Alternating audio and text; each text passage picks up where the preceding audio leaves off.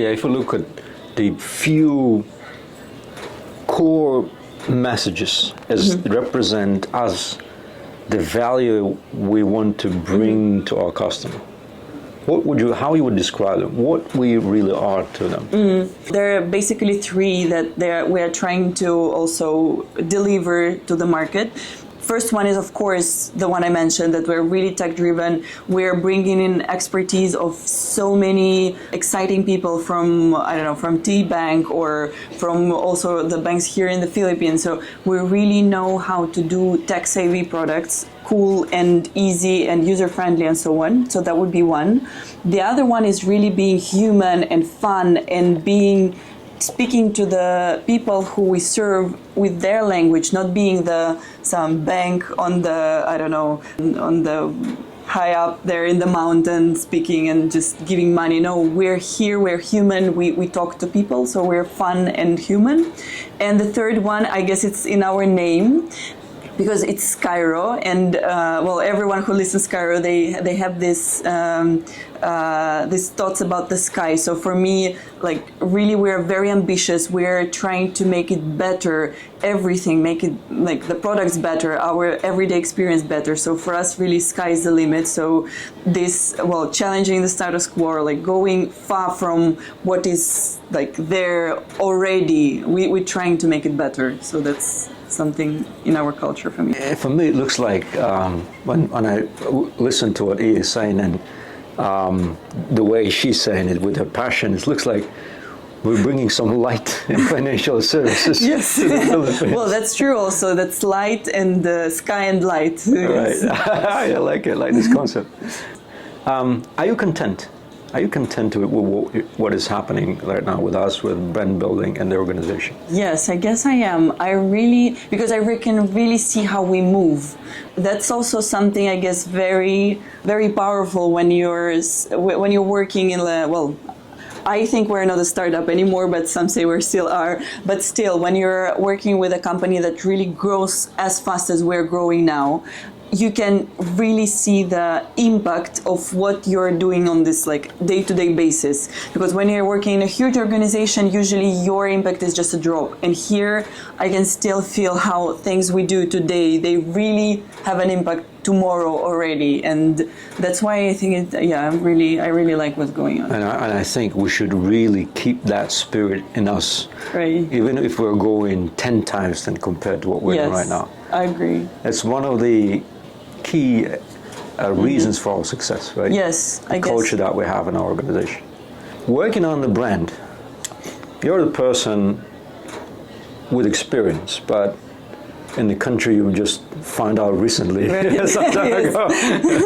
How you do this?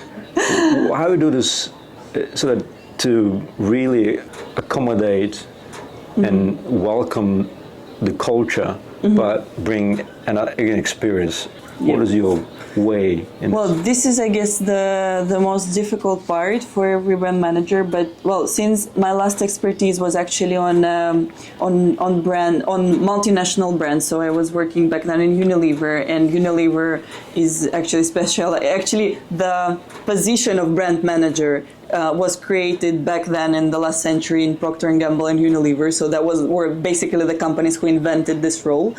And most of the brands were really international. I was, for a long time, brand manager of Lipton, which was brand number one in many countries. And still, I was trying to figure it out here, how we start with this brand that we really want to grow and be everywhere. But now we're here and we need to be relevant to this context.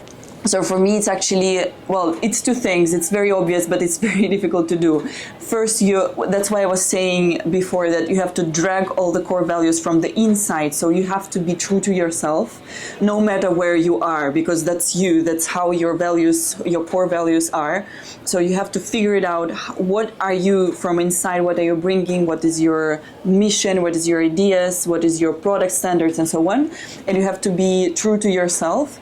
And at the same time, time, in terms of delivering this, you have to be true to the people who are near, who are close. So you really have to very carefully analyze the market, talk to your target audience, talk to the people, be speaking with them in their language, in not just the language itself, but in the way they would understand you. You have to understand their needs, not the needs that you think they have, but what in reality, how their life is, how do they live, what do they need. And for that reason, you actually have to go and speak to them, to really get into their lives and to really be curious and forget about what you think you know about this world. You have to go and start like a kid, trying to be curious and find out how the world really is here. I like it. Even the experienced people need to keep their minds and eyes and even hearts open, yes, to understand the real values of the culture. Yep. Any surprises that you got once you started doing this job? Well, I guess a lot of them. That's why, because we don't really know the other culture. It's really difficult. It's really different, and it's difficult to unlock it if you are not curious and if you're not like a whiteboard and if you don't let yourself. For me, the thing that most I got shaken by, that was that story. I told that so many times already when we were speaking about the brand values and so on. We were doing the series of interviews with our consumers and target audience rather. I think it was just the last but one, so we did like 20 already. We knew so many things already. And then there was this woman, and she was telling her story, so she was basically just introducing herself. She said, "Oh, I'm happily married, I had 3 wonderful kids," and she really said this, happily, wonderful, and she sounded so happy. Like, for example, back in Russia, people in the interview would never sound happy. They would just answer you like, "Hey, I'm married, 3 kids, let's go on." Yeah. But she really sounded happy, like a happy person. I could hear that. And then, of course, we went to finance. We talked about finance, and she became a bit sad. And she was like, "Okay, the struggle began back in the pandemics. My husband lost the job. I think she was an SME. Her store got closed." And I was back there listening to the translation, immediate translation, the simultaneous translation that we had. And I was like, "What? You have 3 kids. You both lost your job. Like, how did you survive? Like, what? How is it possible?"